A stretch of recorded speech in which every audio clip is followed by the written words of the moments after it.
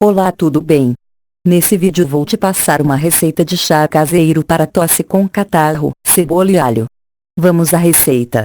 O chá caseiro para tosse com catarro, cebola e alho tem propriedades expectorantes e antissépticas, que além de ajudarem a soltar o catarro, fortalecem o sistema imune e reduzem a inflamação do pulmão, evitando a produção de mais catarro. Receita: 3 cebolas médias raladas, 3 dentes de alho amassados, suco de 3 limões, uma pitada de sal, 2 colheres de mel. Modo de preparo: numa panela colocar as cebolas, o alho, o suco de limão e o sal. Levar para aquecer em fogo baixo e juntar com o mel. Coar.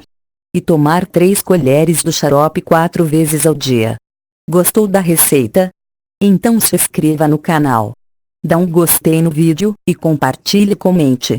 Descubra mais receitas saudáveis agora mesmo, clicando no link abaixo na descrição desse vídeo.